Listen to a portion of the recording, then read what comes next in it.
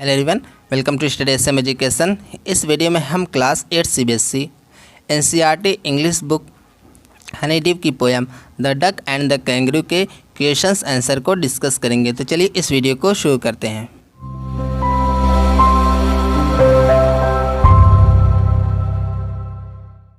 जैसे इस पोएम का फर्स्ट क्वेश्चन है, taking words that come at the end of lines, मतलब उन वर्ड्स को लेते हुए जो लाइंस के एंड में आते हों। Right 5 pairs of rhyming words, और उसके बाद हमें क्या करना है, राइमिंग वर्ड्स के 5 पेयर्स को लिखना है। राइमिंग वर्ड्स का मतलब जैसा कि हम जानते हैं क्या होता है, मिलते जुलते शब्द।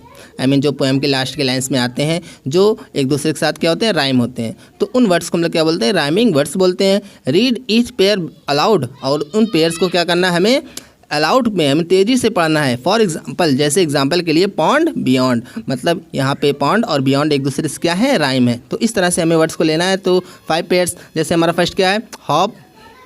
5 pairs of rhyming words are as follows, मतलब जो राइमिंग वर्ड्स के 5 पेयर्स हैं वो फॉलो हैं, हमें नीचे दिए गए हैं। जैसे हमारा फर्स्ट क्या है, hop stop, back quack, duck luck, और फोर्थ क्या है, रिफ्लेक्शन ऑब्जेक्शन, और हमारा जो फिफ्थ एंड लास्ट है वो क्या है, बोल्ड और कोल्ड। तो इस तरह से हमारा आंसर हो जाएगा। चलिए अपना सेकंड क्वेश्चन देखते हैं। कंप्लीट द डायलॉग, मतलब जो हमें डायलॉग दिया गया है उसे क्या करना है, कंप्लीट करना है। जैसे हमारा डायलॉग क्या है, जैसे स्टार्ट क्या होता है, duck dear kangaroo why don't you. इस तरह से हमें डियर डक है वो जो कहती है dear kangaroo why don't you. इस तरह से हमें क्या करना है, इस डायलॉग को क्या करना है, कंप्लीट करना है। चलिए देखते हैं इसका आंसर ही। जैसे यहाँ पे आंसर के थ्रू हम समझ सकते हैं। जैसे यहाँ पे जो अंडरलाइन है, जो वर्ड्स अंडरलाइन किए गए हैं वो क्या है, उनको हमने कंप्लीट किया है, और जो हमारा अंडरलाइन नहीं है वो क्या है, इस क्वेश्चंस का है। तो चलिए देखते हैं। जैसे यहाँ पे क्या है, duck dear kangaroo why don't you, यहाँ तक दिया है क्वेश्चंस में ही। और उसके बाद अब हमें क्या करना है, इसको आगे फिल करना है। तो क्या हो जाएगा हमारा, Y don't you give me a ride on your back, मतलब क्या तुम अपनी बैक पर, तुम अपनी पीठ पर मुझे एक राइड क्यों नहीं देते हो। Kangaroo with pleasure my dear duck do your feet. अब यहाँ पे दो के बाद क्या है, यहाँ पे स्पेस दिया हुआ है, क्वेश्चंस का है, और उसके बाद अंडरलाइन है। अंडरलाइन का मतलब क्या है कि इसको हमने खुद से किया है। ये हमारा आंसर होगा। तो क्या हो जाएगा, विथ प्लेजर मतलब खुशी से, माई डियर डक मेरी प्रिय डक, जो बतख से वो कह रहा है कैंगरू कि माई डियर डक मेरे इसमें मुझे खुशी होगी। दो योर फीट आर अनप्लेजेंटली वेट, यद्यपि तुम्हारे जो फीट हैं, जो पैर हैं वो क्या है, काफ़ी अनप्लीजेंट है, ना खुश करने वाले हैं, और वो क्या है, वेट हैं, गीले हैं, एंड कोल्ड और ठंडे हैं, and I might catch rheumatism, और मुझे रूमेटिज्म हो सकता है। जैसा कि हम पोएम पढ़ते वक्त रूमेटिज्म का मतलब पहले ही डिस्कस कर चुके हैं। रूमेटिज्म का मतलब क्या होता है, जो नम की वजह से, नमी की वजह से, जो गीलेपन की वजह से जो जोड़ों पर दर्द होता है, जिसको हम लोग गठिया रोग बोलते हैं, वो हो जाता है, उसको हम लोग क्या बोलते हैं, रूमेटिज्म बोलते हैं। उसके बाद इस तरह से हो जाएगा हमारा। उसके बाद डक क्या रिप्लाई करती है, जैसे यहाँ पे क्वेश्चन में क्या है, that won't be a problem, मतलब उससे कोई प्रॉब्लम नहीं है। आई विल, अब यहाँ पे इसको हमें कंप्लीट करना है, जो हमारी पोएम उसी के थ्रू हमें कंप्लीट करना है।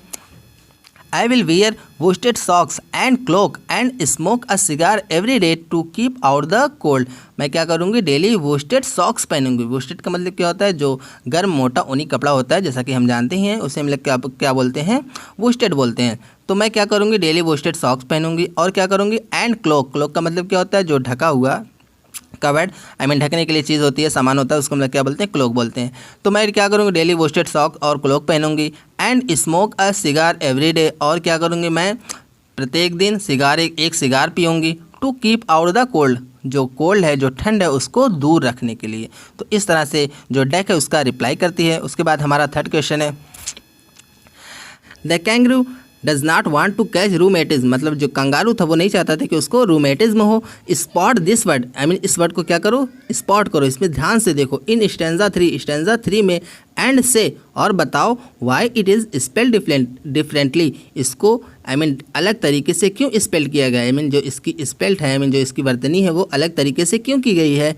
Why is it in 2 parts, इसको 2 पार्ट्स में क्यों रखा गया है। जैसा कि हम जानते हैं एक जगह क्या था, ROO रू था, और उसके बाद मेटिज्म लिखा था। तो इस तरह से मेटिज लिखा हुआ था, तो इसे 2 पार्ट्स में क्यों ऐसा किया गया है, इसको कह सकते हैं कि क्यों उसे रखा गया है। Why does the second part begin with a capital letter, और जो सेकेंड पार्ट है वो कैपिटल लेटर से बड़े अक्षर से क्यों लिखा गया है, या फिर शुरू हुआ है।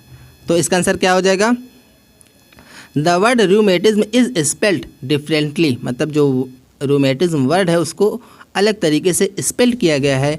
एंड इज इन 2 पार्ट्स, और इसको 2 पार्ट्स में स्पेल किया गया है। सो दैट, ताकि it can rhyme with kangaroo, ताकि ये जो वर्ड है रू है वो कैसे किससे राइम हो सके, कैंगरू से राइम हो सके। इन द फॉलोइंग लाइन, जो फॉलोइंग लाइन्स में कैंगरू से राइम हो सके as a result of splitting the word into 2 and changing its spelling, मतलब जैसा कि इसको 2 भागों में स्प्लिट करने के परिणाम में, या फिर कह सकते हैं इसकी स्पेलिंग को चेंज करने के परिणाम में, जैसा कि इसको इसमें इस पोएम में चेंज किया गया है। जो रू ROU रू राइम्स विथ कंगारू, जो कैंगरू से मैच राइम हो रहा है, ताकि ये जो राइमिंग वर्ड्स बन सके। उसके बाद द सेकेंड पार्ट मैटिज, जो मैटिज यहाँ पे लिखा गया है वो उससे बेगिन्स विथ अ कैपिटल लेटर, और जो सेकेंड पार्ट है वो कैपिटल लेटर से शुरू किया गया। क्यों शुरू किया, जैसा कि हम जानते हैं कि किसी भी वर्ड का जो सेंटेंस का पहला वर्ड हो और उसका जो फर्स्ट लेटर हम किससे लिखते हैं, शुरू करते हैं कैपिटल लेटर से शुरू करते हैं। तो क्या हो जाएगा हमारा आंसर,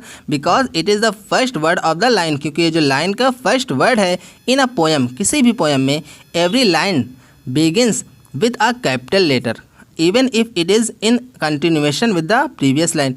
मतलब किसी भी पोएम में क्या होता है, किसी भी लाइन में हमेशा ही क्या करना चाहिए हमको, जो लेटर है उसका जो पहला अक्षर है हमेशा हमें कैपिटल लेटर से शुरू करना चाहिए, चाहे वो भले ही वो प्रीवियस लाइन जो इसके पहले वाली लाइन का क्या हो, कंटिन्यूएशन ही क्यों ना हो। जैसा कि क्या होता है हम लोग उसके बीच में थोड़ा सी लाइन खींच के नेक्स्ट लाइन में क्या करते हैं, उसको पहले के लिख देते हैं। तो अगर वो मान लीजिए ऐसा कुछ हो रहा है किसी भी इस पोएम में, सेंटेंस में, पोएम में कि वो पहली लाइन है, तो उसको हमें क्या करना है, कैपिटल लेटर से ही शुरू करना है। तो वही यहाँ पे बताया गया है।